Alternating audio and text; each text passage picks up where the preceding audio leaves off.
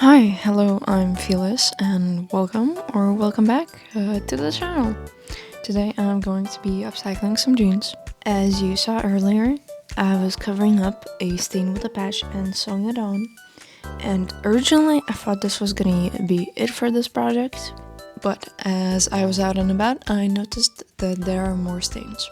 You might be saying, Phyllis, why don't you just wash your pants? And I have. But those are charcoal stains, and no, I could have googled how to get them out, but I was too lazy to do that. So instead, I got to work making some patches. Now, if you're curious about my patch making process, I do have a tutorial up on my channel. It's in the playlist section. Just click on the unlisted videos playlist and you'll find it there.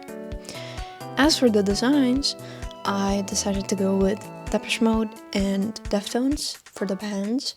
The Depeche Mode is like a poster design I found on Pinterest, and the Deftones one is a horse from the White Pony album cover. After the paint fully dried, I went ahead and sewed on the Depeche Mode patch. But these weren't the only patches I made. A while ago, I got some fabric markers and thought this was the perfect moment to use them. I wanted my jeans to give off like a whimsical energy, so I made a cute little apple patch, and I made another one which was a fruit bear. I got the design from an artist on Instagram, so go follow them. You can also follow me if you want. But while I draw, I wanted to talk a little bit more about why I'm doing this, and by this I mean the 3 pieces of clothing challenge. This year, I really want to make do with what I have, because I have a lot, and I do mean a lot of clothes. I'm hoping that not buying new clothes will force me to experiment with my outfits. Now that I know how to sew, I'm also hoping to transform a lot of my clothes into something that is more my style. I'm actually thinking of making a video where I'm changing the fit of shirts and so on. Another thing I'm also hoping for is that this helps me save money, because I really want some historic glamour pieces, and they're very expensive, and I also want to travel more. And last but not least, limiting your consumption is good for the planet. Although terms like carbon footprint were made up to make individuals feel guilty for the damage that companies do to the planet, I do believe that change starts with yourself, and that's what I'm trying to do. And hopefully this will maybe inspire others. But anyways, let's get back to the process. Believe it or not, I made more patches. These ones were simple shapes cut out of fabric scraps I had lying around for years.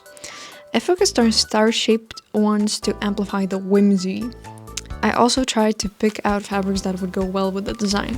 Then I started stitching them on.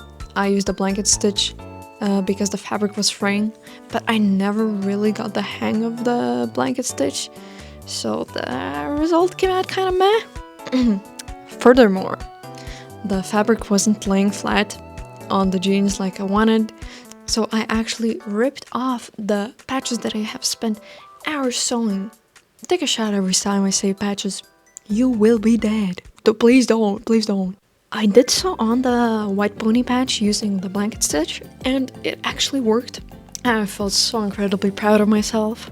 After ripping off the patches, I decided to give my sewing machine a shot and tried zigzagging the edges so they wouldn't fray. And my lovely cutie patootie cat also came to help me. Unfortunately, there wasn't really a convenient way for me to sew the patches on the jeans because I didn't want to seam rip the jeans, but I had a brilliant idea. I could use an embroidery hoop and fusible interface to make the fabric sturdier. To do this, I cut out the fusible interface in the same shape as the patches and then ironed it on, and so it was time to sew it all together. I did this all with a simple needle because I didn't have a denim one, and this resulted in me stabbing myself with the blunt end of the needle somehow. So please, subscribe and comment and like so I could afford the denim needle. Oh yeah, the embroidery hoop was super uncomfortable to work with, so I took it off.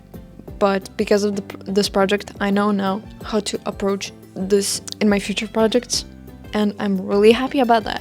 Side note, it's been snowing like crazy. I think the last winter we had this much snowing was during COVID, so I'm super happy to have it back. After sewing all the patches on, I felt like there was still something missing, so I decided to do some sashiko. I have no idea if that's a grammatically correct sentence, by the way. Who cares? Sashiko is so fun though. I recommend everyone try it. It adds so much, such a good effect. And you can find really good and easy to understand tutorials on Pinterest and I assume YouTube. But after countless hours of hard work, the pants were finally done. So this is the final result. Let's start from the bottom. We have the Enjoy the Silence Depeche Mode patch with little stars and an apple. And on the other side, we have the White Pony patch with the Fruit Bear patch and Sashiko, which I love how it looks. And more little stars.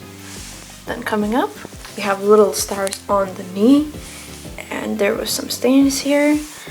This one is a patch I made off camera before I started recording this whole thing. It's little flowers, also from Pinterest, and again some stars. And then we have a typo negative patch, which isn't the tutorial video. Now, on one of the back pockets, I have Pompon Pern.